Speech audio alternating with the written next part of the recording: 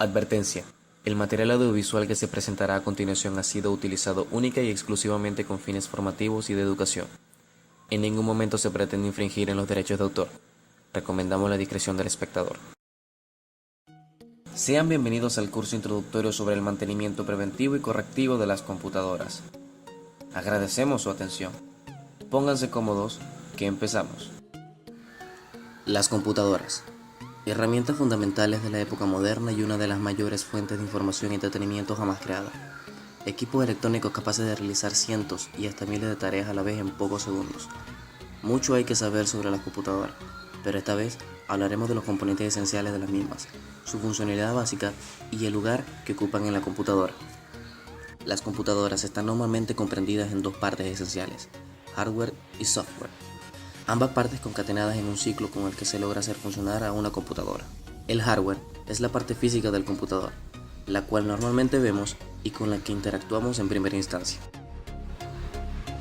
El hardware principal y esencial de una computadora normalmente se encuentra comprendido entre la tarjeta madre o motherboard en inglés, el procesador, la memoria RAM, el disco duro y opcionalmente las tarjetas de expansión, de video o incluso la unidad de lectora de CD, DVD o Blu-ray. La placa madre o motherboard se encarga de agrupar o interconectar a todos los componentes esenciales del computador y actúa como un director de orquesta, dirigiendo la información obtenida de los demás componentes y trasladándola entre los mismos.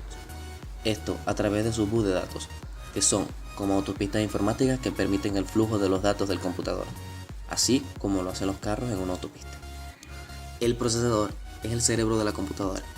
Este se encuentra alojado en el zócalo de la tarjeta madre y se encarga de realizar la mayoría de las tareas de la computadora, desde abrir programas hasta procesar el texto que escribimos.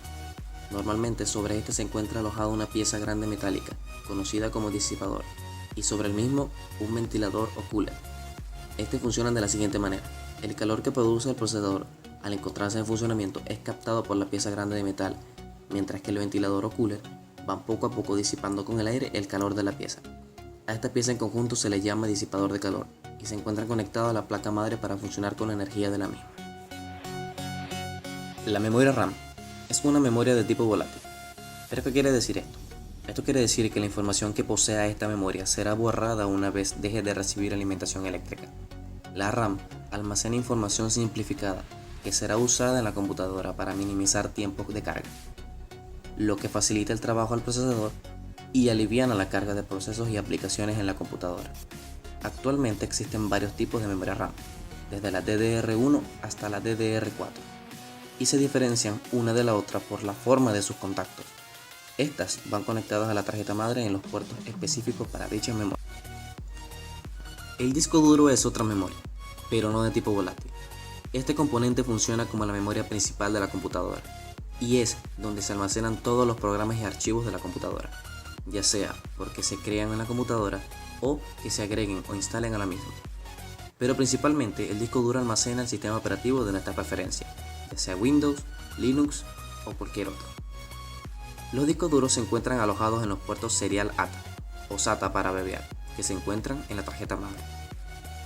La fuente de poder es un componente incluso más fundamental que los demás anteriores mencionados. Esto se debe a que generalmente es la que suministra energía a todos los componentes de la computadora, menos la RAM, el procesador y los ventiladores o coolers, ya que estos van conectados a la placa madre y reciben energía de la fuente de poder por medio de la misma. La fuente de poder no solo suministra energía sin más, este lo hace en la medida que lo necesitan los componentes. Por ejemplo, si el disco duro necesita 3 voltios de energía para funcionar, esta mide su fuerza para suministrar esa cantidad de energía, pero debemos tener en consideración que el voltaje puede variar ínfimamente. Existe también hardware, que si no es esencial para que la computadora funcione, sí es necesario para poder manejar la misma. Estos componentes son conocidos como periféricos de entrada, periféricos de salida y periféricos de entrada y salida. Los periféricos de entrada esenciales para manejar una computadora correctamente son los siguientes.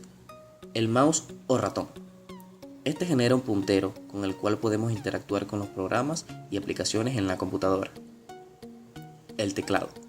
Este se utiliza para escribir e ingresar comandos predefinidos de ciertos sistemas y facilita el manejo de la información y de los datos.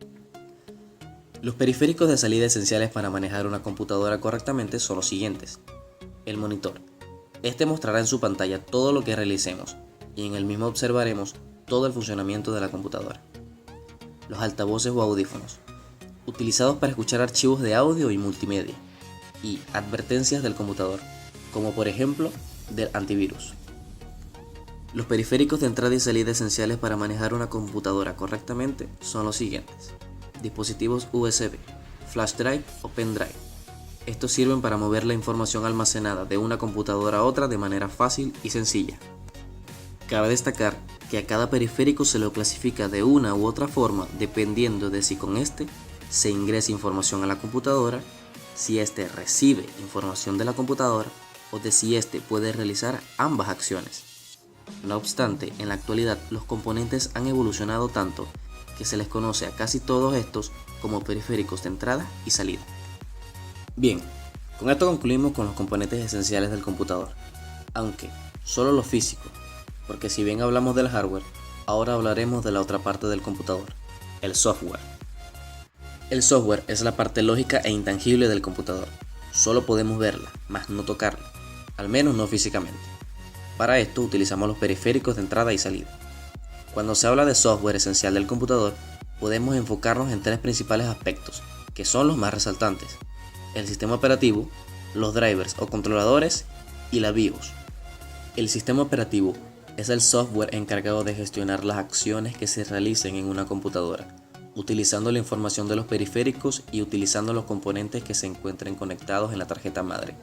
Además, nos provee la interfaz gráfica, o dicho de una manera más sencilla, nos provee imágenes fácilmente distinguibles y fácilmente entendibles para manejar la computadora. El sistema operativo puede ser privativo o puede ser libre. El sistema operativo privativo es el fabricado por empresas y comúnmente son programas de código cerrado, es decir, las personas no pueden acceder a la información del núcleo del mismo y por ende no puede ser modificado. Son las más conocidas y su exponente más referencial es Microsoft Windows. En caso contrario, el sistema operativo libre es el que posee código abierto. Esto quiere decir que se puede acceder a su núcleo y modificarlo desde dentro. Tiene varias ventajas como la autosuficiencia en cuanto a seguridad. No necesita un antivirus y una de sus referencias más conocidas es Ubuntu. Cabe destacar que en Venezuela se desarrolló el sistema operativo Canaima en base al software libre. Los drivers son software específico de ciertos controladores. Por ejemplo, en la actualidad, utilizar una impresora requiere de instalar un programa desde un CD o de manera virtual para poder utilizarlo. Los drivers proveen información de los dispositivos al sistema operativo del computador para que éste pueda ser utilizado de manera más óptima. Y por último, la BIOS, que es un software almacenado en la placa madre de la computadora y nos permite gestionar todos los componentes instalados en la misma, desde el procesador hasta el mouse, y también permite monitorear ciertos aspectos, al igual que el encargado de almacenar la hora del computador. Todo esto funcionando gracias a una pequeña pila que mantiene alimentándola. La BIOS funciona independiente de la corriente de la placa madre, y en el caso de retirar la pila que la alimenta, todas las configuraciones realizadas en la BIOS se borrarán y la BIOS quedará como de fábrica. Existen otros tipos de software, como por ejemplo el de programas y de aplicaciones, como lo son los programas de ofimática, los programas de diseño, los antivirus y hasta los juegos.